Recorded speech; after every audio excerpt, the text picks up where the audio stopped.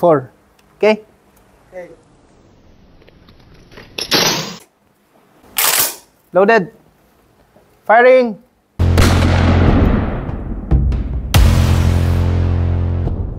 We're gonna be talking about yung bagong model natin na shotgun, which is the Saka FP12.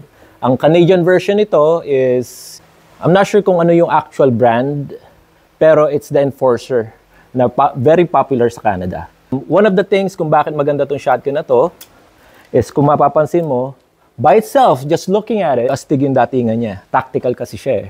Tactical yung forma, tapos naka Magpul style na buttstock na merong adjustable cheek rest. Kung mapapansin nyo, ayan, ma-adjust nyo siya according kung gaano mong kataas gusto against your cheeks. Also, on top of it, meron din siyang shell holder para if ever na you're gonna be walking around with your shotgun tapos ayaw mo masyadong magdala ng maraming bala, you could use this, diba? For your option. Another thing that it has is meron siyang Picatinny rail for your red dot kung gusto niyo maglagay ng red dot. Aside from the Magpul style buttstock, meron din siyang rear sight at front sight, which makes the shotgun more functional. Yun yung isa sa kagandahan niya. And on top of it, ito, i-close up ko lang, papansin nyo, meron siyang spring. Anong ibig sabihin niyang spring na yan? It's a spring-assisted pump-action shotgun. What does it do? Para saan yung spring-assisted pump-action shotgun? Kasi pag kinasa mo siya, it will go back on its own.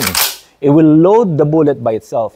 Ang kagandahan yan, it ensures na lesser jam, kasi laging consistent yung pagbalik ng bala. Hindi kagaya if you're doing a pump-action shotgun, merong times na pag-pump mo sa kanya, hindi masyadong todo yung pagkaka-push mo or there's a chance na merong error na nangyari and magja-jam ka. So that, yung spring na yan, it eliminates that problem. Okay?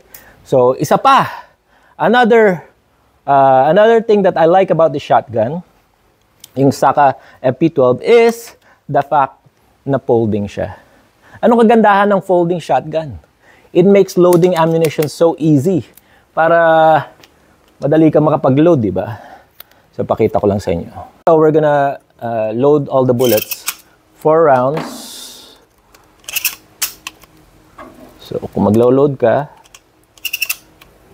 pwedeng 2 hands, no problem. Tapos, pag tatanggalin mo siya, pipindutin mo lang yung pinaka-lever na yon. Tapos, tuloy-tuloy lang. You could unload your shotgun easily. Alright? So, that's another feature. And, also, you could still keep loading the regular way, which is this. Ayan.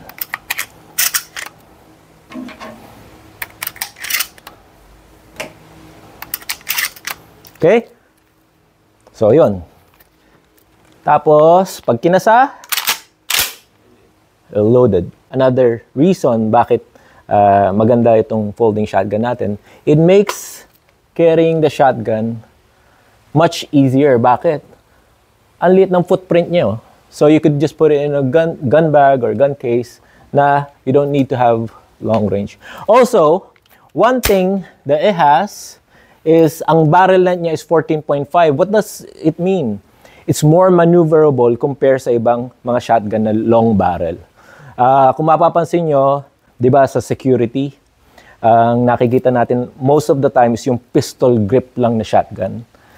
The fact na ang length nito is pang pistol grip, tapos you have the option to do a hip shot or shooting from your shoulders, which gives you more accuracy and maneuverability dahil nga short barrel siya compared sa ibang shotgun. Mamaya, we're gonna test it out sa firing range. Actually, nasa firing range na tayo. We're gonna test it out and show, pakita in action yung ating shotgun. So, test fire natin. Load na natin. 4 rounds. 1.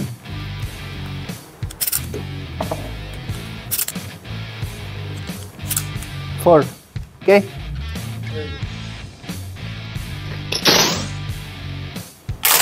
Loaded. Firing.